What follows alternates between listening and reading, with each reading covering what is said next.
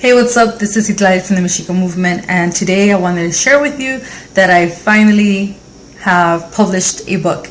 It is called Obsidian Blades. It is on Amazon through Kindle. It's an ebook for now. It should be available to publish and print in a few months, but for now it's only an ebook version. I'm very excited. It's basically a compilation of poems that I have written over the last decade, talking about identity, talking about women warriors, talking about fighting white supremacy, talking about knowing our history, our accomplishments, and ultimately our total liberation and decolonization.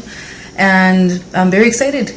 I've been wanting to publish books for a long time, but it hasn't been this easy. You know, before you had to get a publisher, you had to publish your own work in a massive amount. So now it's completely easy, and I was very excited, and so it's available now. So you guys want to check it out. I have a link attached to this video and basically giving you all the information for that.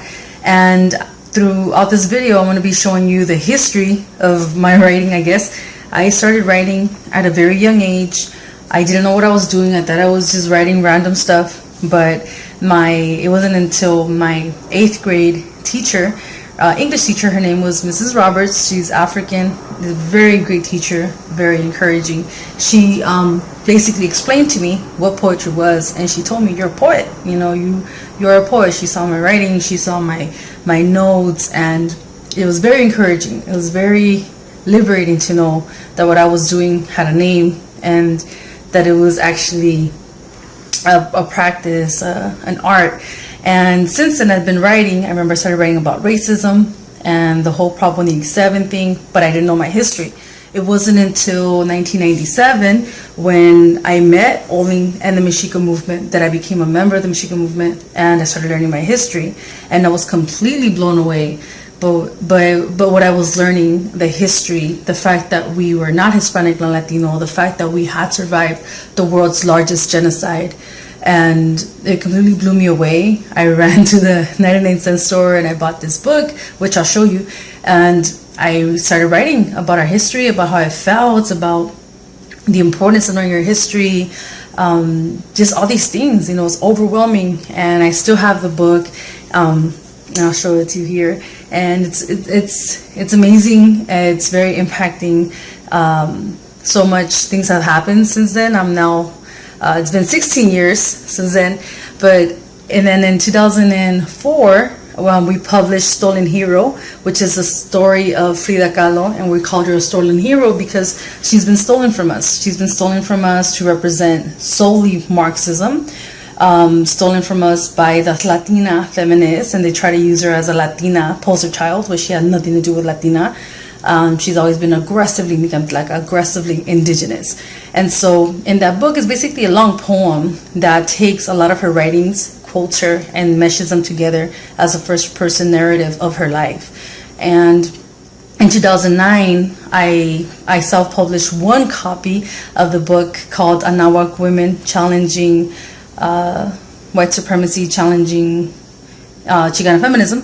And I've been writing an essay, and now it's a book about feminism, about the roles of our women before 1492, about the roles after 1492, and how a lot of our own women have used Euro-centric approaches to describing our roles as Indigenous women, as Nican Tlaca women.